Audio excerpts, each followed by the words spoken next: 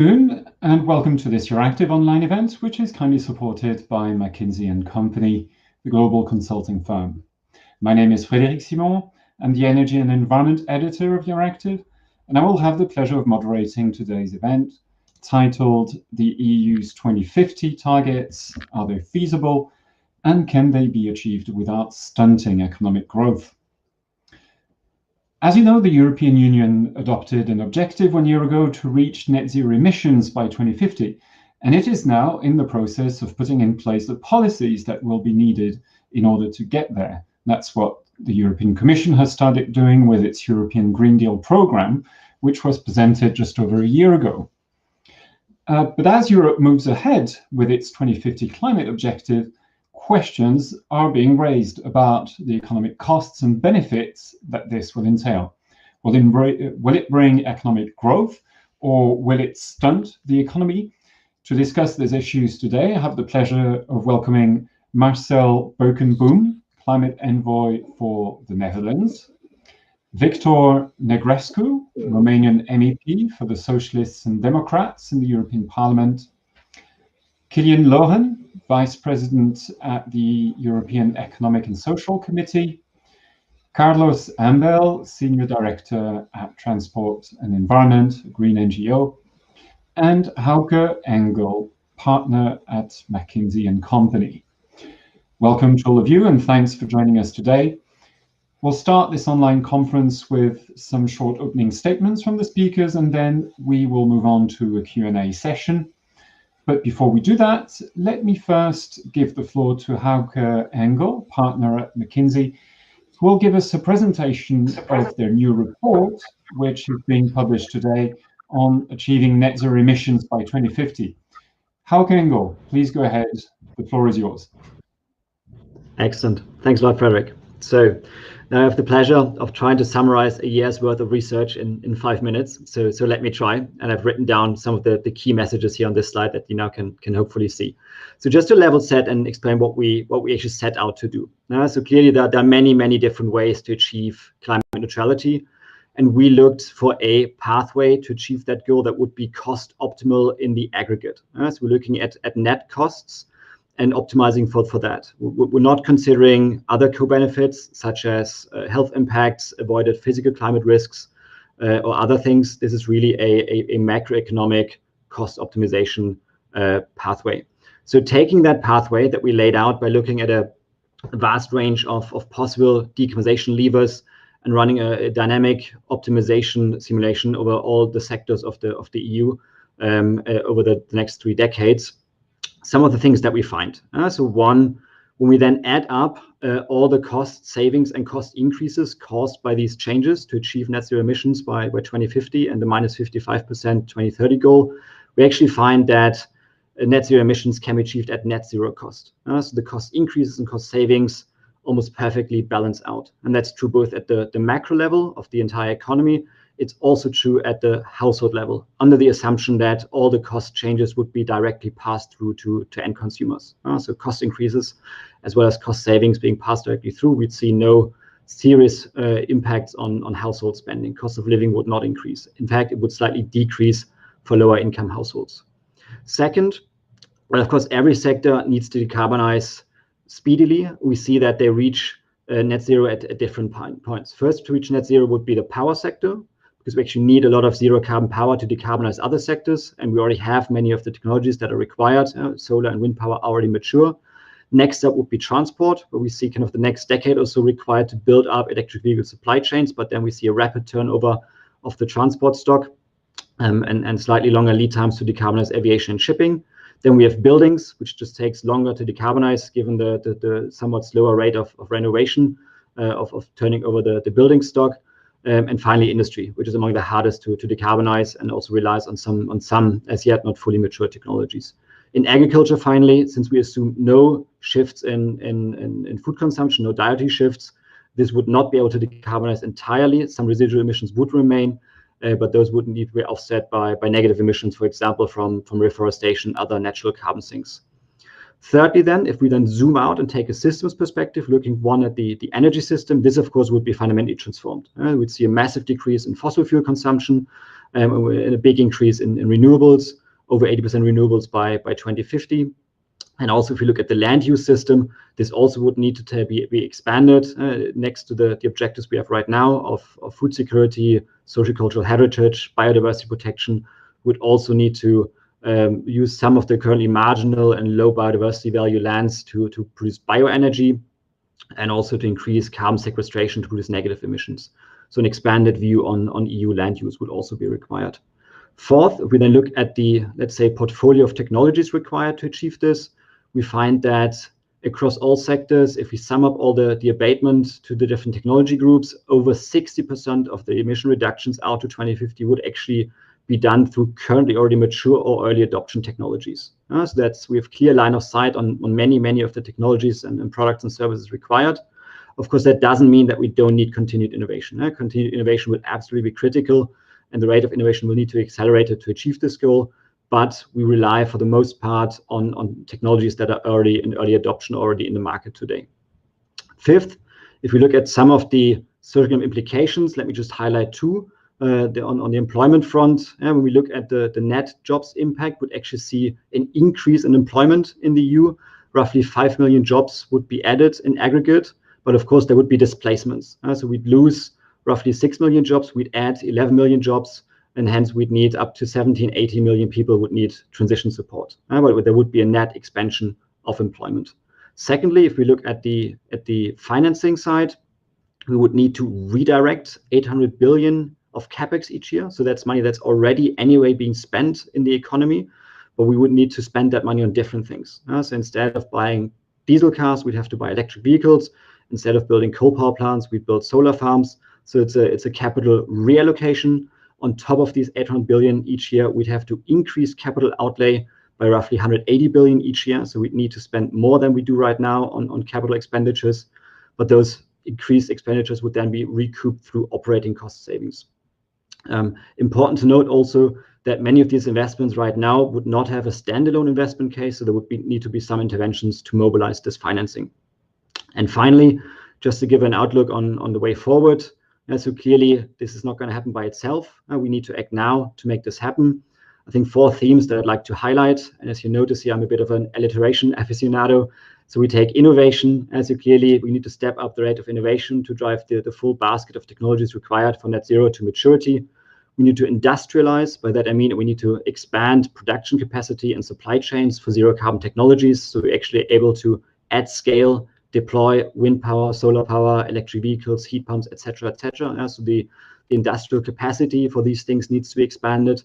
Third, we need to expand the infrastructure. So we need to renew the infrastructure backbone of the EU to enable us to take up all these zero carbon technologies and products. So that's electric vehicle charging infrastructure, carbon capture and storage networks, hydrogen fueling infrastructure, etc. So infrastructure investments are also important. And finally, of course, the investments. And we need to pay for all this. We need to mobilize the financing to make it all happen. And just to illustrate a little bit kind of the magnitude of the changes required, if you look at the next page, I've drawn here the current flow of energy in the EU. That's what you see on the left-hand side are the sources of energy by energy carrier. So there's the fossil fuels on top, coal, and oil, gas, and the others, renewables, nuclear, hydrogen, etc. On the right-hand side, there are then the consuming sectors of this energy, industry, transport, buildings, and agriculture. And the power sector is kind of a transformer and switchboard of energy in the middle. And what you see right here is the current state, right? So this is where the energy comes from, how it's transformed into electricity in some form, and then consumed by those sectors. Now, if we wind the clock forward under our pathway, by 2030, this is what the picture would look like. So already in the next 10 years, we'd see a big shift. We see renewables, the black bar there expanding. We see a decrease in coal use, oil consumption going down. And if you look at the 2050 picture, that again looks very different. You see fossil fuels almost entirely eliminated, below 10% of current levels, a massive increase in renewables capacity, and hydrogen and bioenergy also playing an important role. So just to give a quick overview of the key insights and some of the changes at the systemic level that this would require. Thank you.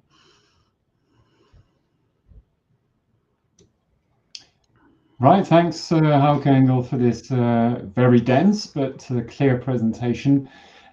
Let's turn now to the introduction statements from our panelists, starting with you, Marcel Buckenboom.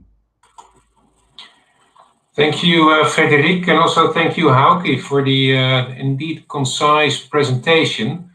I had the privilege to receive the report before, but I have to admit it's indeed also a very dense report. It's a thick report.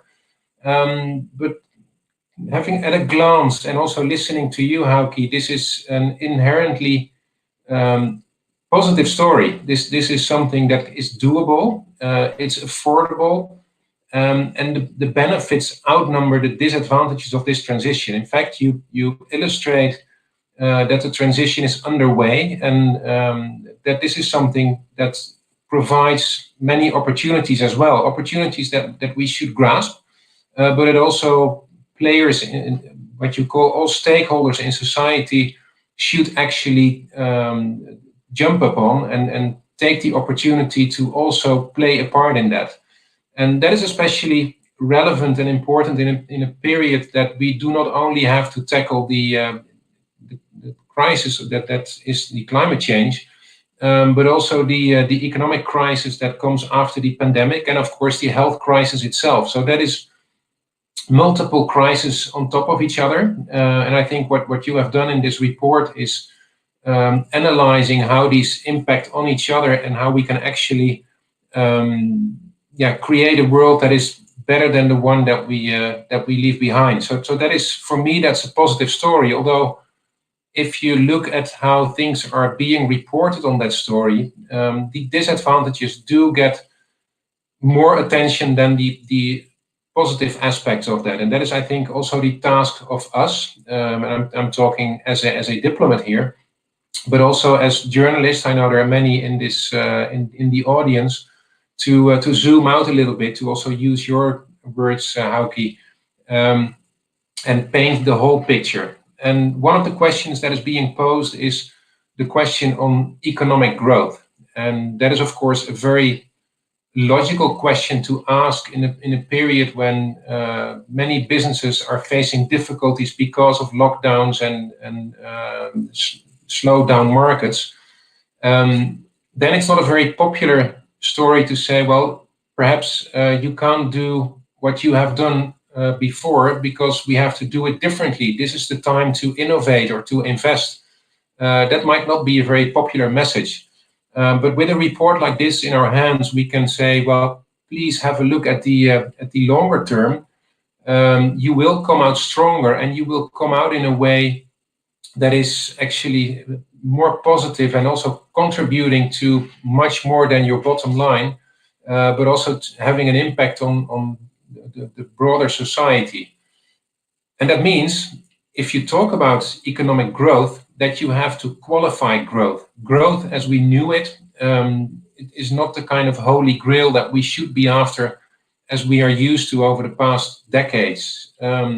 Growth should be done within the limits of the ecosystem, and we have come to realize also within the limits of the health that we have and the social well-being of both workers and others in our economies. So that is a difficult task, and you refer to the role that we all have to play in this. That role is going to differ as well, and many people do experience that already. And I think the role that the European Commission is playing in this is a very good example of how you can also step across your own shadow and kind of reinvent your own role and be an example of the direction that we have to go into. And that means many people have to reinvent their own role, their own profession. And for some, that's obvious. If you're in the energy sector, you know where you have to go to. You can grasp to what you have, but then you know your business will be obsolete in several years' time. But in other sectors, it's not that obvious. And that is something that gets me to my last point, also referring to the report. There is an imperative for international cooperation as well. And we know that is the point next week when the European Council is debating the 2030 target and measures that have to come with that, but also for the longer term. That is an issue of solidarity within the EU, but also one that is global. And we have seen, and as a climate diplomat, I've experienced that also over the past couple of years, geopolitics have been very volatile. And it's hard to keep a steady course amidst all that turmoil. But we shouldn't let that slip. This indeed is an issue that we can only tackle together in different coalitions, and that is something that I will keep on working on. And maybe that is some food for the panel later on. Thank you, Frederik. Back to you. Thanks, Marcel Blukenboom. Let me turn now to Victor Negrescu from the European Parliament. Yes, indeed, very, very interesting interventions, laying the ground for our conversation today. And you are all right that we need, again, a process that is coherent, because, of course, we have to evaluate quite well the side effects and making sure that everyone is part of the process, that we do not leave anyone behind. And, of course, usually when referring to this needed, again, reform, we refer to it as being a green transition, but I prefer referring to it as being a green transformation that is needed, of course, with regards to our economy, but also with regards to our societies. So, of course, it requires, of course, the involvement of everyone in the process, of companies of all sizes, big and SMEs as well, but also of the way we are acting as individuals in our daily lives. Therefore, of course, it's quite important, first of all, to not forget this dimension of communication, of education about this green transformation, making sure that people are aware of what is going to be changed and how they are going to be part of the process. Investing more in skilling and upskilling, this is also a key element. Adapting, again, how we are training people and making sure that the ones that are going to be affected by the current transformation can choose another career path, and also in the same time SMEs, maybe from those specific areas, can transform in adopting those new tools that are available to them. Of course, this implies, of course, a change of attitude in terms of consumption, how we consume, how we choose our products, how we choose the services, how we choose the providers, also providers of energy resources. These are key elements, and of course, without information, without education about it, it will be quite tough in this regard.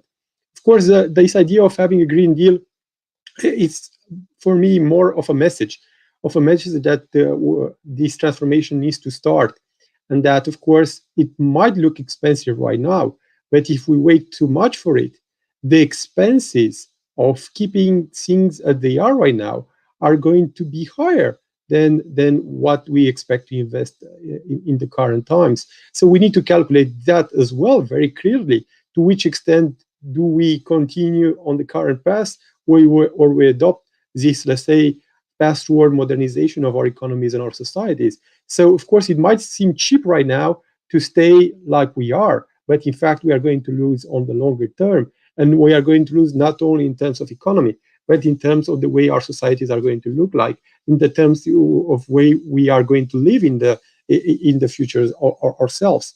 So, of course, the question that you addressed in this conference, and I would like to thank Euractiv for organizing this important debate, is, again, how we can make sure that we can evaluate quite well what is happening, and we have clear targets that can be respected by everyone. And, of course, for that, we have infrastructure and solutions, financial solutions that are available currently through the recovery plan, through the Green Deal. There are specific allocations per member states. There are, of course, resources available, and we see a sort of interest from different stakeholders to invest in that. But what is important is also to make sure that those resources are available for everyone across Europe, because we cannot do the green transformation only in France and forget, for instance, about my country, Romania, that has to pass through severe changes to meet those requirements and those targets that we have fixed for ourselves. So we have to make sure that we define that very well. Of course, we have to make sure that we have access to the technologies, so to the innovation, that we have access to the infrastructure, that we have access to the financing, because there are inequalities in place that may continue to widen in the future context. So of course you also need to define that very well. And I'm going to say that as a socialist, but I have to say it. Maybe this has to happen.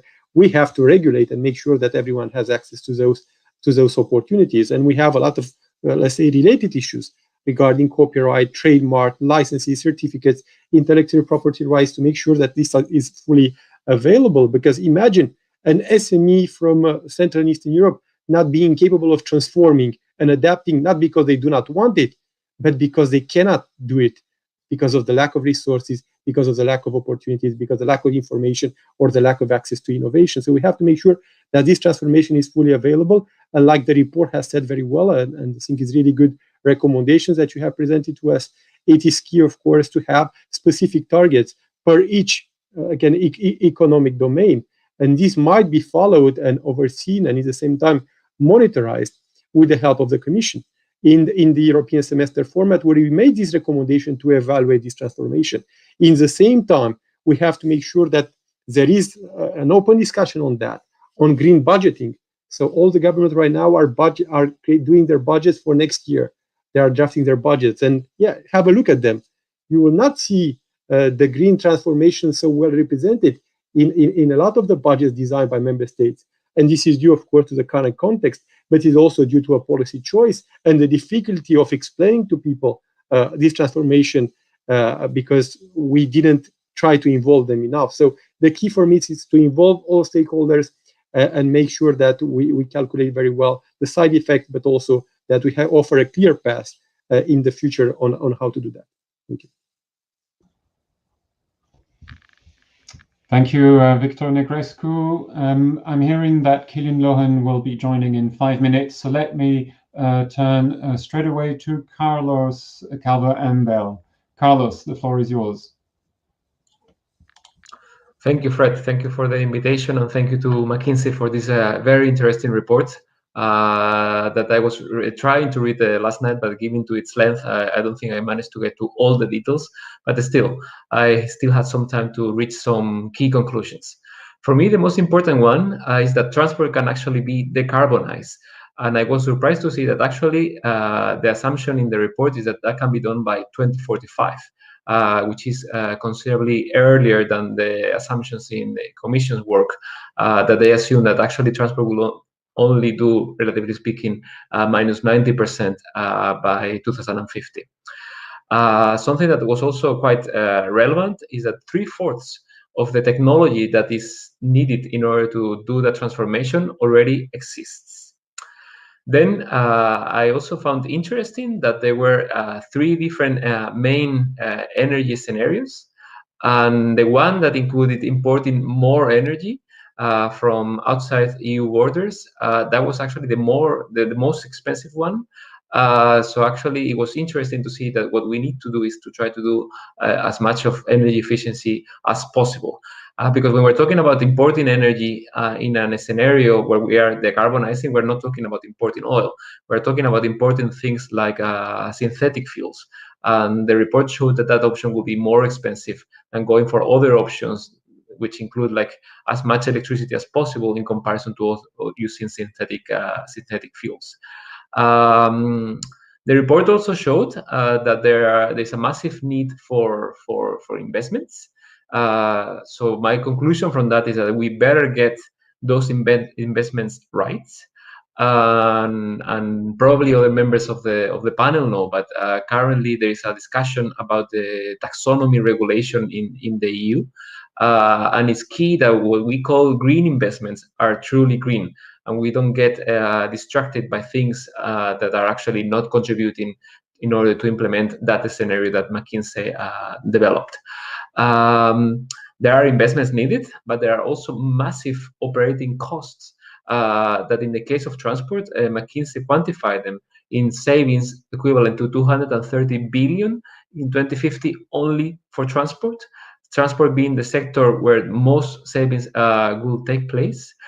So obviously this shows that all the efforts that we might be doing now and that are needed in the next decades are actually going to bring many co-benefits. And as it was mentioned during the introduction, this doesn't include the additional climate risk of not emitting greenhouse gases. It doesn't include things like the benefits for air quality in cities, for example, and many others.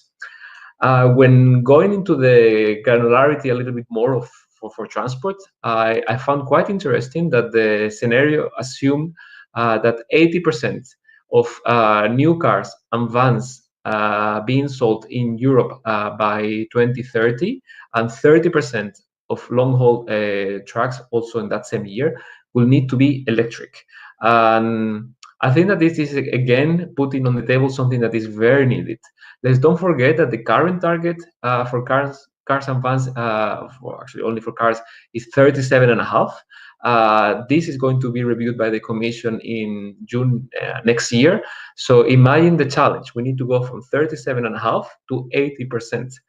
So there's going to be a lot of pressure in order to dramatically increase the CO2 standard for cars, vans, and trucks in the upcoming years, if we want to see all the benefits that were included in the McKinsey study. Then when it comes to how this can be done, I agree with McKinsey that policy is fundamental. It's fundamental to get the policies right. And again, there are some ideas floating around Brussels that might not help to contribute to achieve this vision included in the report. For example, some parts of the Commission are exploring the idea of expanding the emissions trading system, the ETS, to also include road transport and buildings. And something that is clear is that those type of policies will never get us to where we need to go, which is some values on, for instance, the sales of new cars and vans that are 80% electric in just 9 years from today. They also talk about infrastructure, we fully agree, and also on the type of fuels that are needed for different sectors.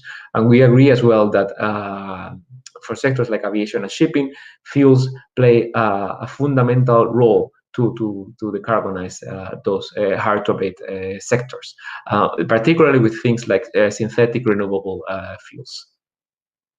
Those were all the positives, but there was a couple of things, mostly one topic that we didn't agree with the approach that was followed by McKinsey, and I'm talking about bioenergy. I found quite slightly shocking that the report assumes that the size of the sink is going to considerably increase. So basically the amount of carbon that is absorbed by ecosystems is going to increase considerably. But at the same time, the report assumes that the use of bioenergy in the continent will considerably increase. And I was also surprised to see that they assume that 5 times more land will be used for bioenergy in comparison to the amount of land that is being used for bioenergy today in the EU by 2050. I tried to dig a little bit deeper into this issue, and I found out that most of that growth will come from what McKinsey defined as abandoned lands, which in EU lingo, they are also known other times as marginal lands and so on and so forth. And I think that something that the report missed on that front, on this issue of abandoned lands, is that the demand for things like vegetable oils in the food or oleochemical sectors is expected to increase in the upcoming years. So how are we going to actually, even if we increase production, how are we going to make sure that will go to bioenergy? That's a little bit of a dilemma that I had when reading the report yesterday. Another issue is that basically when you're talking about abandoned lands in the EU debate, there is not very good data on what that land is and actually where this land is and why is it actually abandoned. I participated in some projects in the past, for instance, when trying to grow some sort of bio-based kerosene, and they tried to use so-called marginal lands to grow some feedstocks. And the conclusion from those previous studies is unless you irrigate or you come up with very intensive usage of those lands, the harvests were very, very small. Normally, there is a reason on why that land is actually abandoned, because it is not economically feasible to exploit them, or in order to make them enough to be able to produce feedstocks for biofuels, you will need a lot of energy and other type of inputs. Finally, something that is not discussed in the report regarding this issue on abandoned lands is that soil carbon, even in the case when you have like pastures or other type of abandoned agricultural land, the soil carbon is expected to grow even in the absence of bioenergy cultivation. That's basically to finish on this topic. I will recommend to look a little bit deeper into this issue of bioenergy, but on everything else on the report, I would like to congratulate McKinsey, because I think that is actually quite a good read, and I recommend everyone in this event to go deeper into the details of the report. Thank you. Thank you, Carlos. And we'll probably come back to that issue of bioenergy in the Q&A discussion that is going to follow. I see that Killian has now joined.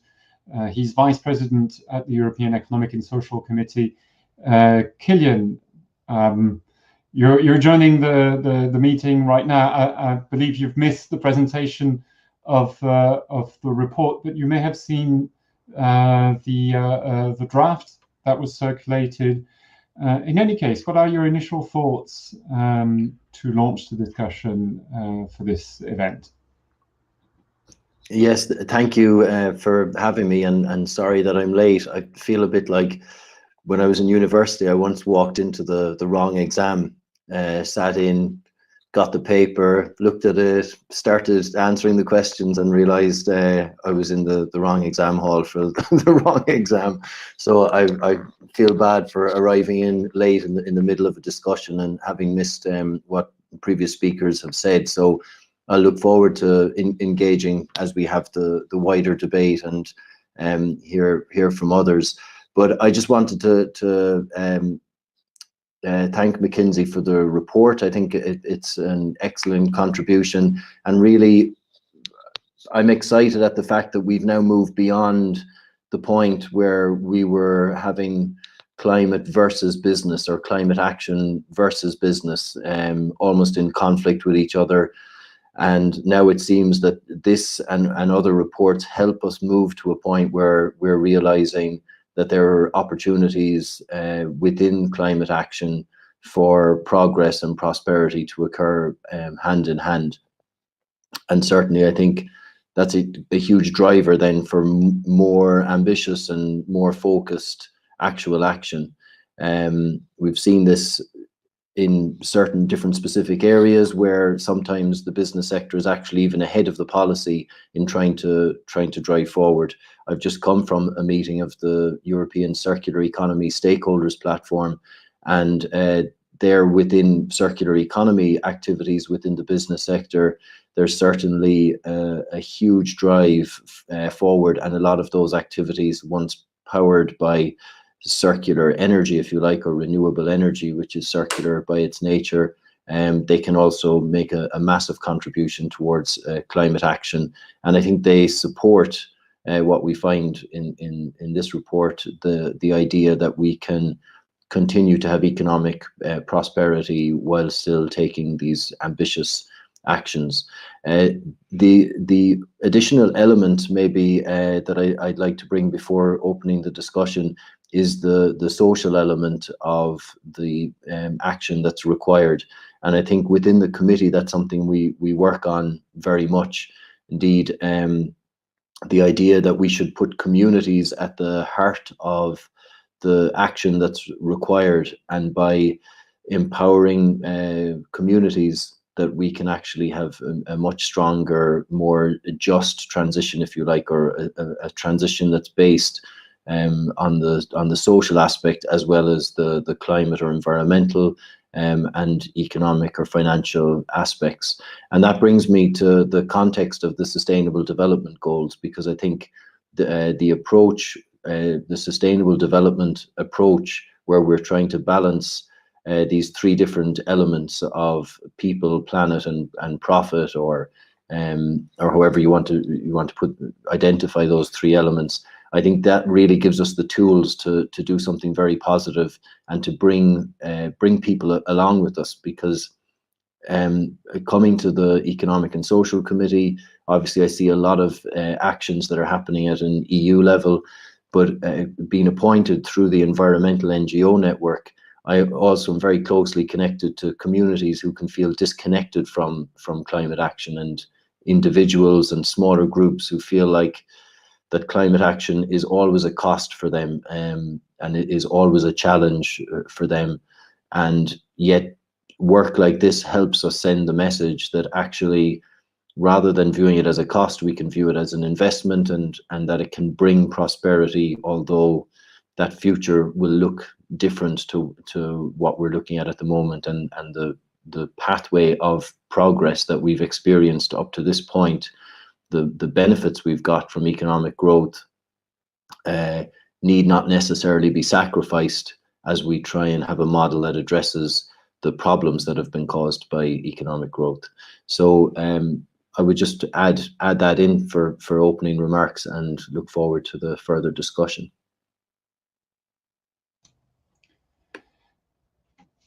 Thank you, Kilian, Lohan. And so we can move on to the Q&A session now. Let me take this opportunity to remind our audience that you're welcome to ask questions to our panelists. To do that, just click on the Ask button on Vimeo and put your question in writing. I see we have already a few of them coming in. Right, let me start with a first question to Hauke Engel to get the debate started. We heard from your presentation today that reducing emissions to net zero can come at net zero cost for Europe, which is obviously great news. But the European Commission says more than that, that actually net zero can bring economic growth at the same time. Your assessment seems to be slightly different. Can you maybe clarify, will net zero bring economic growth or not? And how does your analysis differ from what the European Commission has done? Yeah, absolutely. Thank you. So I think we don't disagree with the European Commission on this, right? I think the important input assumption we put into our work is indeed continued economic growth and prosperity. And so we did not curtail spending. We assumed continued growth in the economy. So in that sense, we fully agree. I think another important perspective is that when we ask the question, will the transition inhibit or stunt growth, or will it accelerate it? What's the baseline we're comparing this to? Because one way or another, the world in 2050 will look very different. The rest of the world is increasingly also committing to net zero. We see China, South Korea, Japan, the US now embarking on this path. So what does the European economy look like in a world where everyone else is decarbonizing if it isn't decarbonizing itself, right? So I think the baseline scenario, I think, is important to consider when we ask, okay, what impact does this have on economic growth? I know that the Commission is taking the framing of the Green Deal is in a way the industrial strategy for the EU in a world increasingly committed to decarbonization. So I think from that perspective, I think we're fully aligned. And I think the other thing that we did not consider in our analysis is the upside case, so to say, of opening up new export segments. So there's every likelihood that the EU can manage through leadership in zero carbon technology to increase their exports and open up new export segments, for example, in electrolyzers, heat pumps, or other things. Okay, thank you, Hauke Engel. Let me now look forward. I see Victor Negrescu has his hands raised already. Victor Negrescu, please go ahead. Yeah, maybe we can open this discussion whether we should measure that in terms of economic growth, increase of GDP, or in terms of well-being and standards of living. Maybe this is also important in the same time, and we should look at that to which degree this transformation is going to bring better living conditions for everyone. And again, having a safer and better environment probably will make us healthier, which of course will have a positive impact on the economy as well. But I don't think it's only about, economic indicators. It's also about that, but not only about that. What is key, nevertheless, and I think here you touch upon a key issue also in the question that you have raised, is to which degree we have this transformation being made across Europe in an efficient way, and what are the costs across Europe? Because imagining that if the average is good, everything will be perfect is not, in my opinion, the right way to pursue things. We have to make sure that the transformation brings an added value across Europe, at least in similar terms, if not in equal terms. So this will be my reflection, and maybe the people that drafted the report could just refer to this aspect of well-being as well, I think, which is crucial today and is often mentioned in this important debate.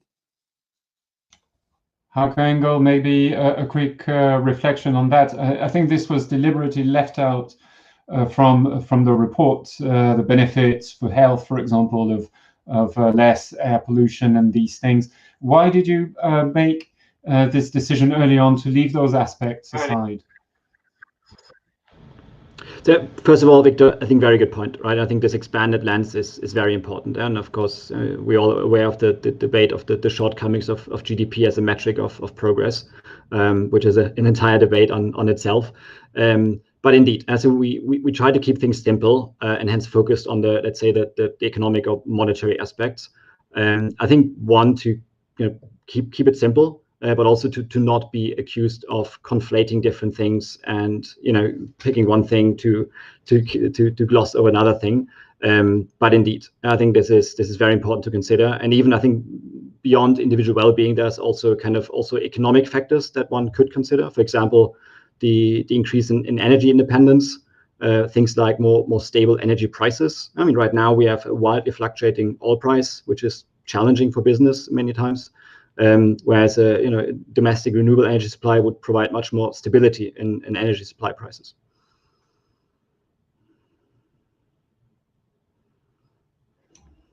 Okay, thanks, Hauke Engel. Let me now try and look forward to summit, which is taking place next week, where an important decision is expected to be made, hopefully, about a new climate target for 2030.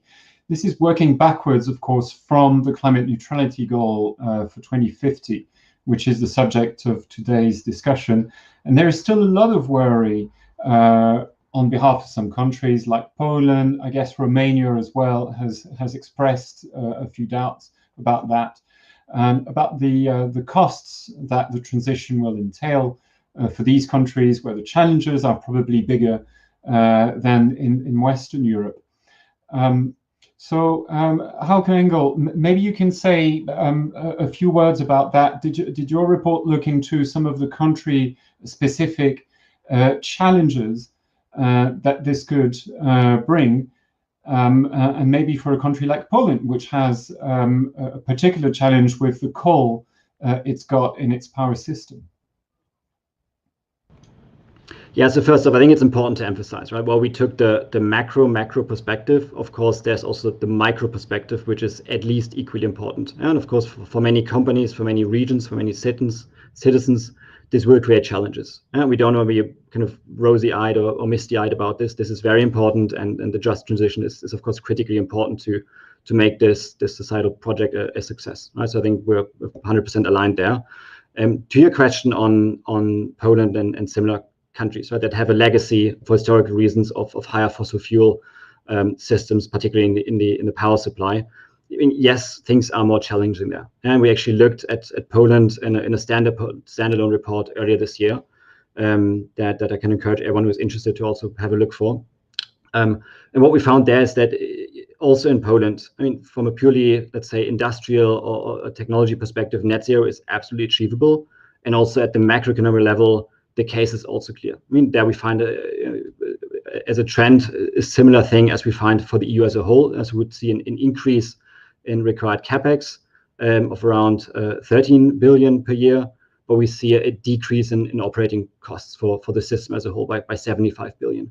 And we see co-benefits, like significantly reduced dependence on energy imports, particularly from Eastern neighbors.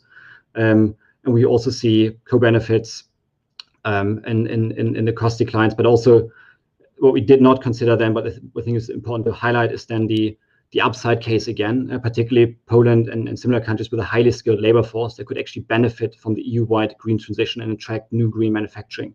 Where we estimate that for Poland, for example, this could increase GDP by several percentage points and add a few 100,000 jobs to the workforce.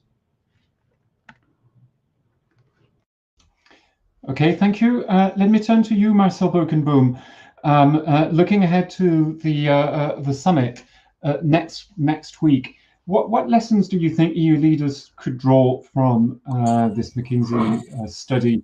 Would you say, for example, that the skeptics, like Poland, have been overly pessimistic about the cost of the transition, or do you think they're right to warn about the potential cost that moving to net zero will entail?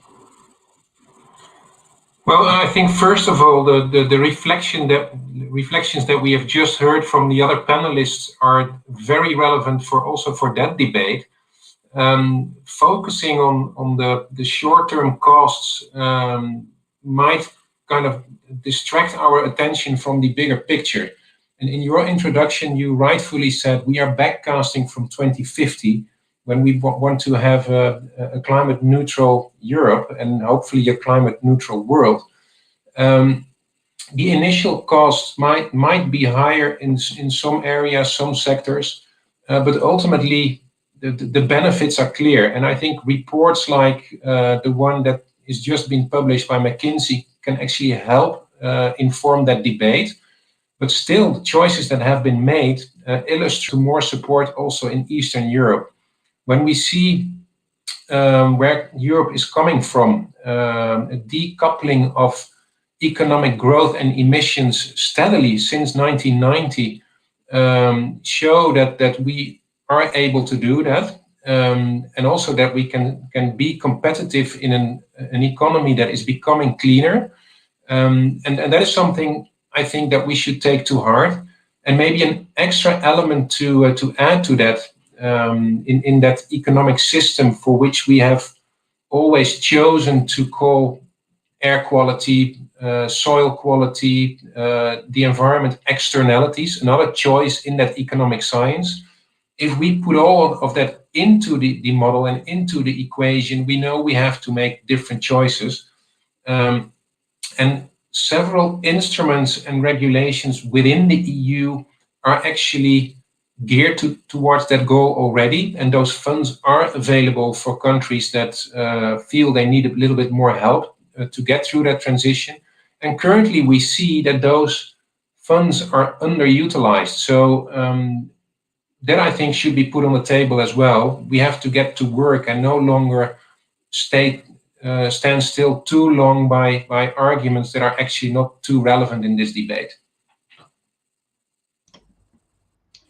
Thanks, Marcel Bokenboom. Victor Negrescu, maybe a few words about the situation in Romania. Clearly, some politicians there seem to be very worried about the transition to net zero and the costs that will entail. Do you find this report today by McKinsey reassuring in this sense, or are you worried that the transition will indeed create winners and losers in Romania, but also among the different countries of the European Union? I think the report is positive in the sense in which it shows that constructive and positive path is possible. That of course this green transformation can bring a positive added value to our societies, and of course in order to do that, of course we have to know how and to prepare for this direction. And this is one of the weaknesses in Eastern Europe, that we don't have let's say the habits, the expertise, the capacities, of course, to adapt as fast as we should. So therefore, of course, more involvement from the EU is necessary, also in terms of investment, to make sure that we can do so. Because to be very frank, it's not so easy. In Romania, there are close to 100,000 people working in coal-related industries, which is huge. How could you tell those people that in a couple of years they are going to lose their jobs or they need to train for a new job without asking them, without involving them in the process? And this is what I was saying in the beginning, the importance of involving citizens. Yes, in Romania, unfortunately, the right-wing politicians currently in government are politicizing things, and they say that they are going to be against that without really explaining. They just focus because we are in an electoral context. But I will get out of that specific divide and I'll just simply speak about citizens, about what they are winning out of that and how we can adapt. You know, the report is saying about the possibility of attracting new manufacturing in Eastern Europe, but also in Europe as a whole, about the possibility to use private investment to develop innovation in the field. Yeah, those are solutions that are potentially available for everyone. The most difficult part, in my opinion, is to make sure that from what is written in those reports, we are actually being capable of implementing them, and that there is, again, know-how in doing that, that there is support in doing that, that the companies are really involved in the process, that the trade unions are also part of the discussions that are taking place. Again, this transformation is not an easy process. And yeah, there are going to be winners and losers. The idea is to make sure that we have as less losers as possible, and the ones that are potentially losing on the short term can win on the longer term, and that we have a plan for them. We should not forget about that.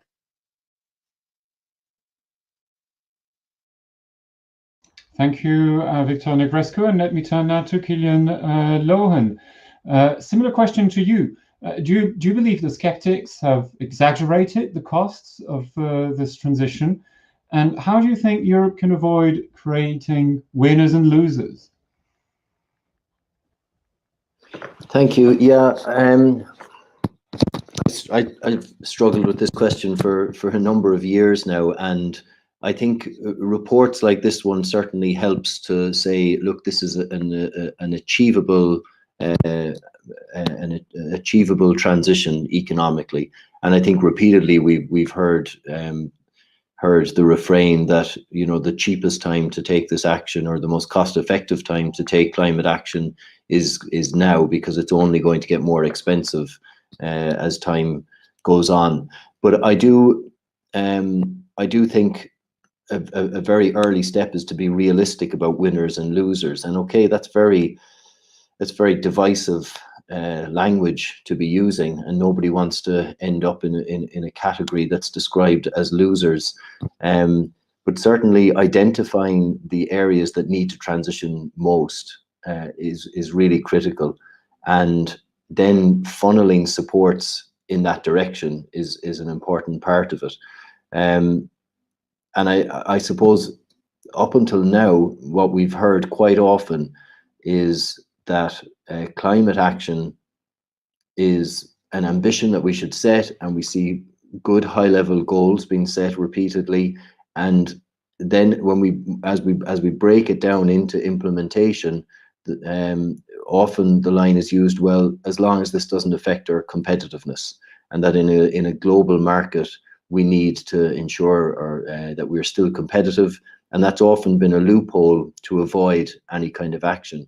What I'm hearing so far in this discussion is, I think, what is a very fundamental shift in thinking, where we're now talking about the fact that because of this kind of global movement towards decarbonization, that actually it's a much clearer message to the economic sector, to the business sector, to say, and indeed to public investment decision making, that investing in climate action and decarbonization is actually gives you a competitive advantage. And the sooner that you get into that space, the better. So that's one aspect of it. And the other aspect, just to build on what Victor said, is the fact that communities can often feel disconnected from this, and can feel, particularly I see it in the rural communities that I live in, that climate action can feel like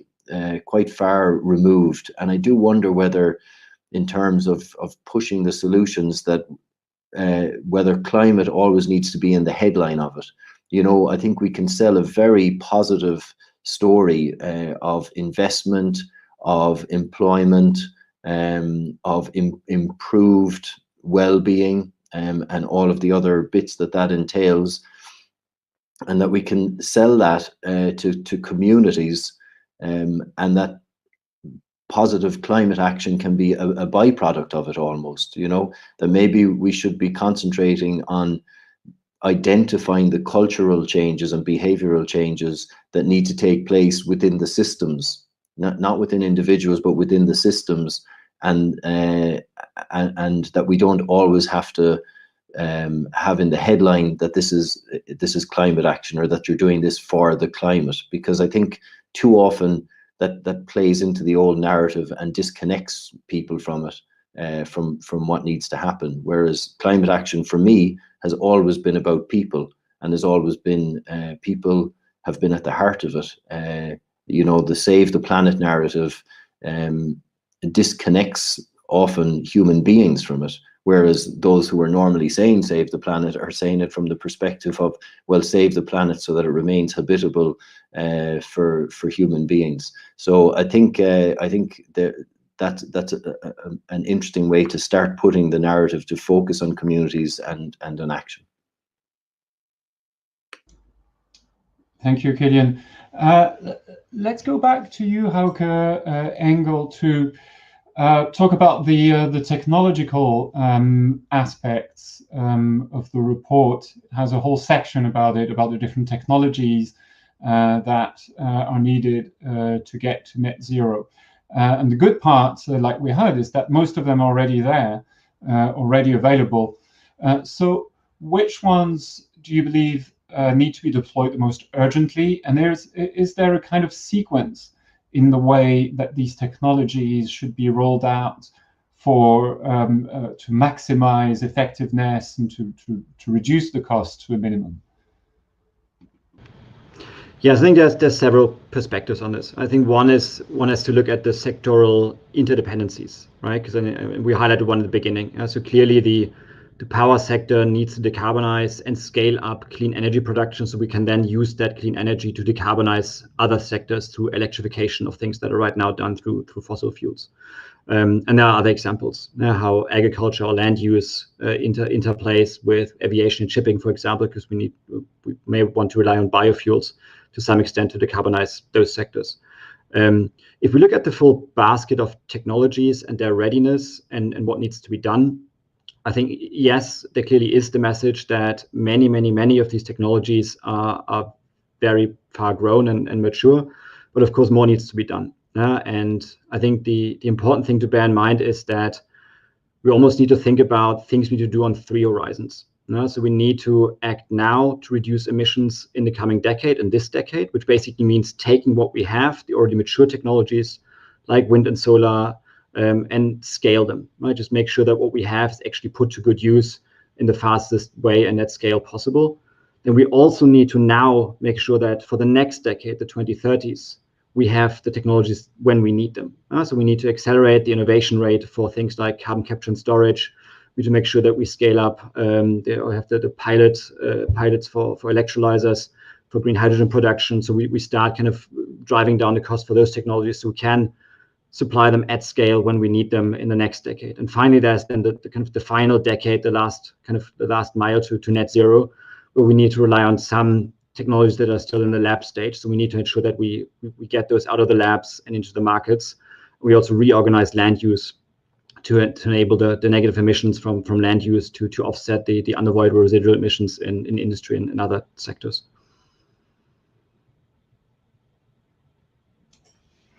Thanks for that. And any reflection on this from the other panelists? Carlos Ambel, you were surprised with the findings of the report, which are a bit more bullish when it comes to electrification. What are your thoughts when you hear Hauke Engel say that in 2040 there needs to be rethinking of how land is being used? I mean, that goes back a bit to what you were saying before. So basically, I agree with him that there is an important need for increased restoration of ecosystems. We need to increase the amount of carbon sinks that we have in the continent, which, in my opinion, is a little bit incompatible with what he was mentioning about increased use of bioenergy, particularly for certain sectors like aviation and shipping.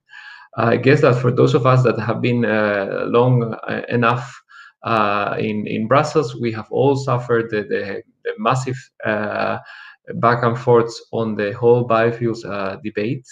And we know that the Renewable Energy Directive, as originally foreseen in 2009, basically translated into a very important amount of things like palm oil being imported into Europe to produce things like biodiesel, which then in exchange produce a massive amount of biodiversity and ecosystems loss in places like Indonesia or Malaysia.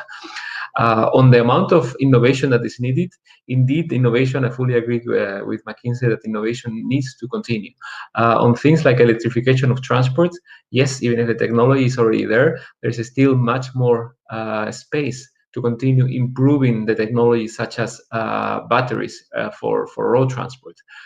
Their costs can decrease, their energy density can also improve. So there's still a lot of space there. And on things like synthetic fuels, which we see it as a future for both the aviation and maritime sectors, I agree with Hoke that basically we need to increase or basically decrease the price at which green hydrogen is produced, and also to decrease the price on how this, on the basis of green hydrogen, you produce synthetic fuels that can then be used directly in the aviation sector as a drop-in fuel, or in the case of maritime, the way we use ammonia or hydrogen directly. So therefore, there is a need for significantly increased amount of innovation there, but we should already think about how to start implementing those technologies in Europe. Now, in the Brussels debate, there is a massive opportunity to do these things. There are two main initiatives called Refuel that are looking into aviation and shipping and what fuels they can use. We should be sure that there is actually the right focus, that we move away from first generation, from food and crop biofuels, and then we move into fuels that can truly decarbonize those sectors without negative consequences. Thank you, Carlos. Maybe a quick reaction from Hauke Engel about the bioenergy, and then I'll give the floor to Marcel Wolkenboom. Hauke, what were the assumptions regarding bioenergy, also in response to what Carlos Ambel has said? There's a question from the audience as well, which is related to bioenergy, which is the issue of carbon sinks and removals. How are those taken into account in your scenarios? And can you explain the thinking behind the increase that you see in bioenergy? Yeah, without going into a rabbit hole, I think, Carlos, you should have a coffee and discuss this in detail. But at the higher level, right? So I think we have two main things. One is that historically we've seen increased efficiency in agriculture and hence a freeing up of agricultural land. So what we assumed is that this freed up agricultural land from a continuation of increased efficiency in agriculture would be repurposed through to reforestation. So we'd extend the forest cover in the EU, which again is in line with historical trends. So that's the carbon sinks. So increasing carbon sequestration is mainly done through reforesting agricultural lands that are no longer used as agriculture continues to become more efficient. On bioenergy, I think it's important to emphasize that not all bioenergy is created equal, right? So if there's the high value bioenergy crops that produce oil and things like that, but there's also simply biomass, scrubs, and then fast growing things like miscanthus that don't actually need high value land to grow, but that are sufficient to produce biomass that can then be converted to energy carriers that can be used. I think, Carlos, you're absolutely right. This is non-trivial to do in practice, particularly the local infrastructure to get the biomass from where it's grown to where it can then be processed and converted and further used would need to be put up. But I think also from a kind of macro societal perspective, this can be quite compelling, given that many of these, as you say in Brussels lingo, marginal lands actually located in what I think Brussels would also call structurally disadvantaged regions, and hence could open up new income sources and valorize those lands. Thank you. Marcel Boekenboom, you wanted to react earlier on. The floor is yours now. Yeah, just an extra point on the term innovation. I fully agree that innovation will be crucial in accelerating this transition. But in a way, using that term, we stay still within that economic narrative that we spoke about earlier. And I think this whole transition that we have to go through is not necessarily a matter of exchanging elements of our system for the greener or cleaner alternative. There's also something else that we have to do. We shouldn't just electrify our fossil fuel car fleet or heat our homes in a different way. There are things that we should not do in the future. And I think that that element of behavior and making different choices is often underestimated if we stay within that economic paradigm.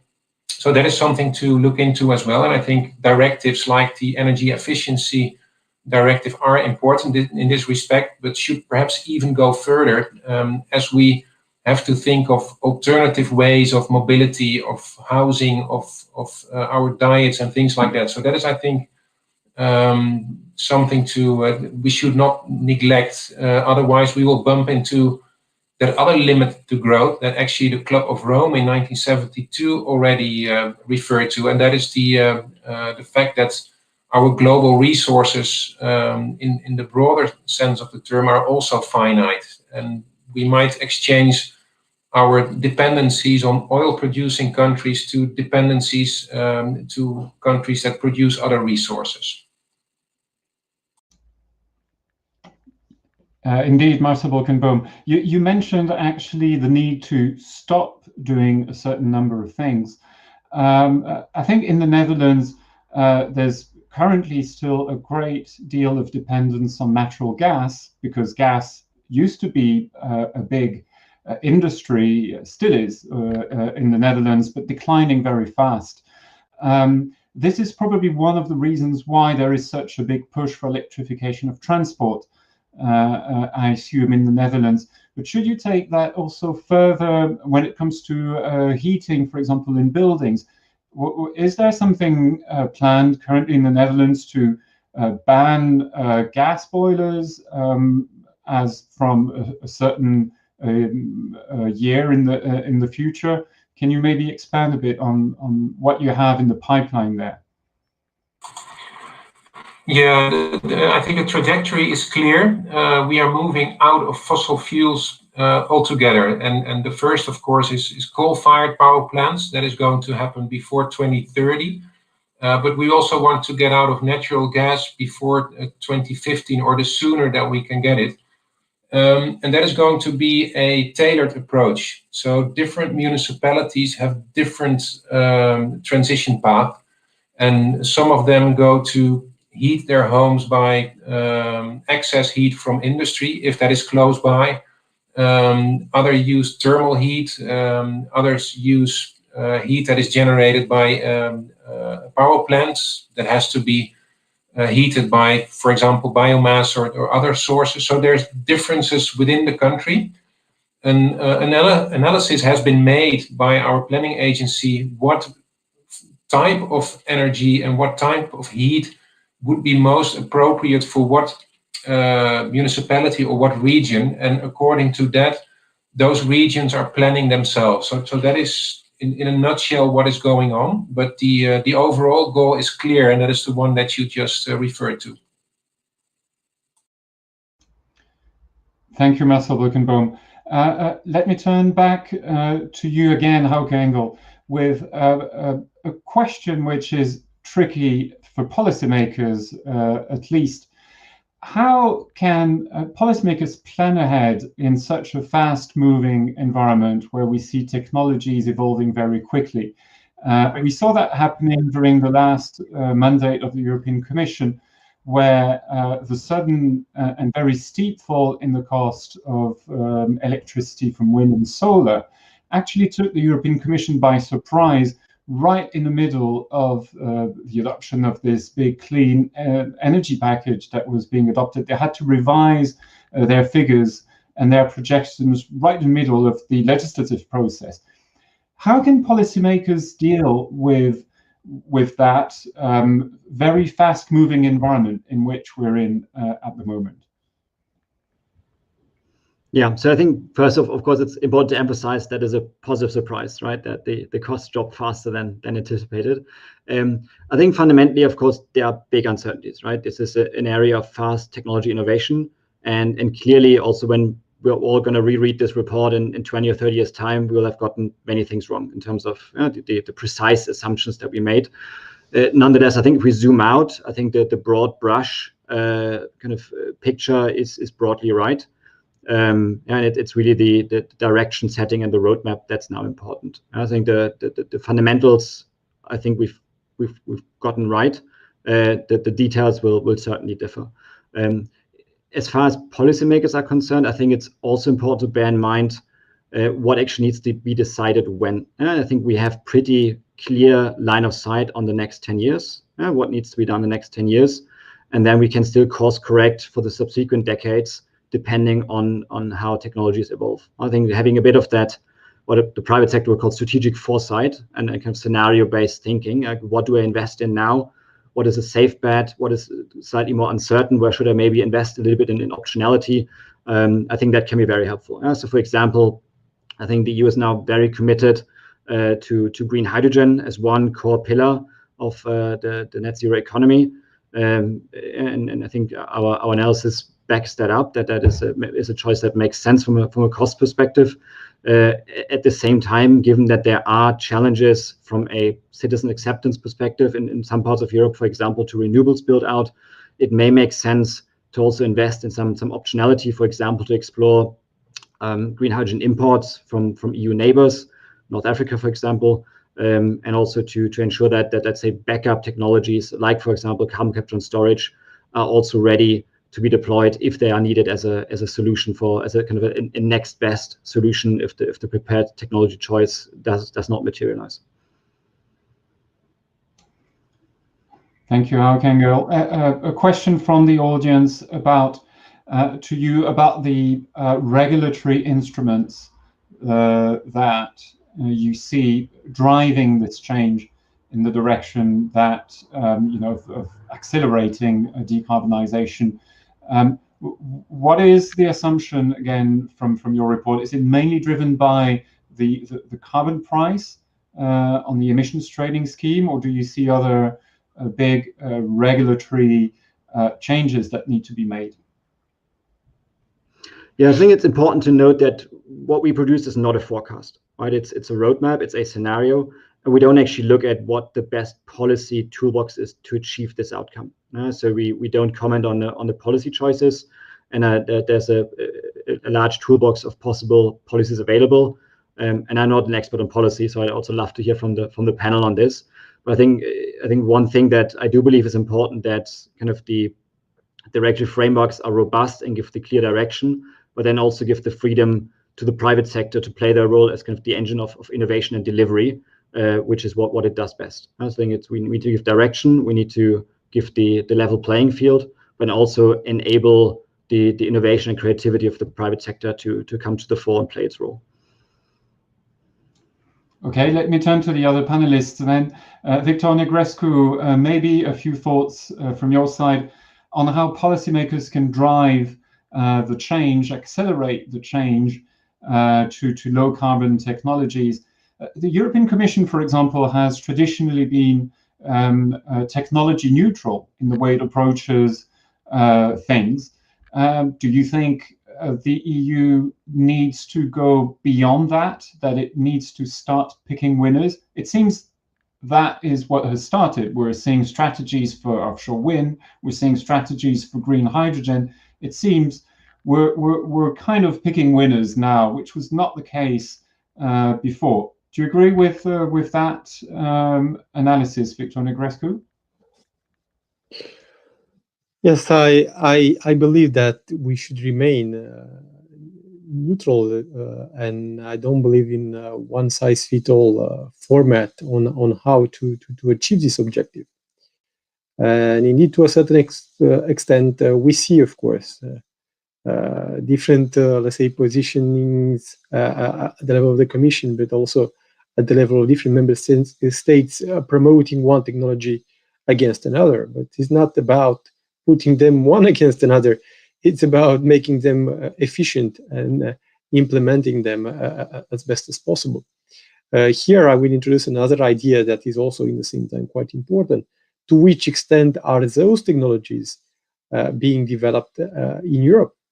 And to which degree we have the capacity to innovate in those specific technologies that we want to implement across Europe? Because, again, this is highly linked to a concept that is dear to me, is, again, energy independence, which is a key element. If we are replacing what we are doing right now and introducing other technologies, that means us depending on others, this will not be a success either. Especially in my region in Eastern Europe, we are really keen in keeping our energy independent, and this is due to our past, and we try to achieve that. So this is why it's important, again, to have an open conversation, to really have a full assessment of the efficiency of all those technologies, where we are today, where could we be in 20 years' time at European level in those respective fields, what has worked, what has not worked. So having, let's say, a permanent analysis of the situation. I want the Commission to provide us, again, full data on that, transparent and objective data being provided of what is happening across Europe and what is happening in this regard. Trying to do forecasts, and this is also what policymakers should do as well. Try to, of course, to interact with experts. There is studies like the one that we have today, but try to get informed and make a crucial decision. And of course, if decision makers want to help the process, they have to speak about it and tell people how this might be possible and to which extent they can be part of the process.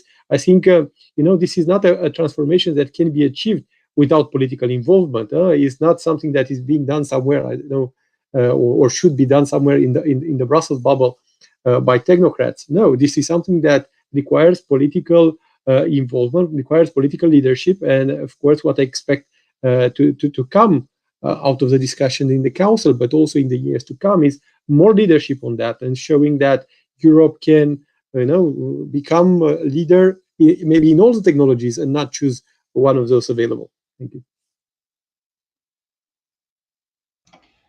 Killian, Lohan, maybe a few thoughts from your end on how you see policymakers driving the change to low carbon technologies and accelerate the transition. What is the role of governments as you see it? Should it keep a very hands-off approach, not picking winners, or should it really push in some specific technologies? Thank you. Yeah, I'd like to agree with what Victor has just said, and I think it emphasizes the role of our democratically elected institutions and representatives, because there we have individuals who are held to account by their constituents. And so for me, this puts the conversation back into the with people and communities as the focus point. And I think we can't deal with our climate challenges or the climate crisis without hand in hand dealing with the biodiversity crisis, and without hand in hand dealing with those who have already been left behind by the current economic system and by the tools that we used to design a recovery from the economic crash. And so here, I think the opportunity is to use the regulatory instruments that can be designed in order to create that fairer, more sustainable future. And I think climate and decarbonization is one part of that. But where I see the importance of governments who are answerable to the citizens is that that forces the decision making to also include the impact upon vulnerable groups, or the impact upon those who, as we described earlier, may be the losers in the transition that has to happen. And I think if we're moving people, if we're categorizing groups as losers or as vulnerable, then we need to put, that should identify where we put more of the supports to move them into a different category where they can prosper under whatever new model that we're developing. So I think a combination is important, but we saw it in April of this year, the European Parliament resolution to say that the recovery funds need to be used as part of the Green Deal, or for delivering on the Green Deal objectives. So I think the critical thing is where the funding goes. You know, show me the money, as they say, and let's see where the investment is going, and where the funding is going. If that's backing certain directions to give clear signals, and if that's then being decided by people who are answerable to the citizens, then that's I think a beneficial way to move forward. But just very finally, a word of warning. I think with the technological solutions, we also mustn't kid ourselves that technology is a get out of jail free card, or that that's going to solve everything that we need to do. So I think we talked earlier about the need for cross-sectoral solutions, and I think that's what's more important here, that we can use all of the technology that's available and the innovation that's being developed in order to be one of the tools that we use for the change that we need, rather than high technology being the goal for where we're trying to get to. Thank you. Thanks, Kilian. Let me ask your views now, Carlos, Ambel, about how regulators should be driving the technological change to get to net zero emissions. Do you think the traditional approach of the European Commission to keep technology neutral still works, or does it need to go for something more resolute? Somehow I understand the point of view of the Commission on technology neutrality, but I think that what we cannot confuse is technology neutrality with technology blindness. Because basically, for instance, let me give you an example. Now it's up to review in the coming year the review of the Alternative Fuels Infrastructure Directive. Traditionally, the Commission has considered that just for something being alternative made it somehow sustainable, but alternative and sustainable are two very different things. So we should be talking about sustainable alternative fuels. And again, when we're talking about, for instance, for decarbonizing cars, I think that the direction of travel is already quite clear. We are going for pure electric, battery electric vehicles. So should the Commission again promote other alternative infrastructure just because it makes it alternative? And I might be talking, for instance, about like compressed natural gas, which to start with is a fossil fuel. But still, the Commission, because of this concept of technology neutrality, was still pushing for it, and there is still the risk that might push for it again, or even for hydrogen, when I think it's clear that for at least passenger cars that's not going to be the case. So indeed, there is some work to do on the Commission's side, and also to follow what Kilian was saying. We need to start thinking on how different measures might impact different groups of people across the continent. For instance, now there is a debate that I mentioned earlier on this event today, the possibility to try to deliver the targets through carbon pricing. And that's something that we need to be extremely careful about, because as the McKinsey report showed, the direction of travel is clear. We need to have approximately 80% of new cars in 2030. They need to be zero-emission vehicles. And in order to achieve that goal, we basically have two options. Either we go for a carbon pricing mechanism, as it was discussed in the Green Deal and also in the Climate Target Plan as one possibility, but that will basically translate into a massive massive carbon price that will basically affect the most vulnerable, both from a heating perspective and from a fuels perspective. So the issue with carbon pricing, even if it might play a role in some occasions, is that it is not tackling the main issues. It's not tackling things like market barriers. It's not forcing manufacturers like OEMs to be sure that they actually put into the market the products that are needed and at the volume that they are needed. So the alternative to that one is to actually considerably increase the ambition of existing CO2 standards for cars to be sure that the vision included in the McKinsey study can actually be achieved. Okay, thank you, Carlos. I'm afraid we're reaching the end of the time that we had for this online event. Before we close, I will ask each one of you in turn to very briefly, in a couple of sentences, say what you would like our audience to take home with them as the key message. And maybe we can start with you, Marcel Bulkenboom. Yeah, thank you. Getting back to what I said in the beginning and also underscoring what Hauki said, this is a positive story. It can be done. And in fact, if you look at the role Europe plays globally, we don't start from square one. Our ETS, our already green system is an example to the rest of the world. And I think that also gives us many opportunities to not only lead, but also have a healthy economic system that goes with that. So I'm positive about this. Thank you. Let me turn now to you, Victor Negrescu. In a few words, the main message you'd like our audience to take home with them. Yeah, the targets are achievable. We need for that an inclusive green transformation that takes into consideration all the differences across Europe and involves everyone. So if you want us to make it, because it's about us, you need to get involved. And of course, this will not be easy. This will not happen immediately, but we can do it together. And I'm quite positive about that. So thank you again, Euractiv, for organizing this very interesting discussion today. Thank you. Kilian Lohan, a few concluding thoughts from your end.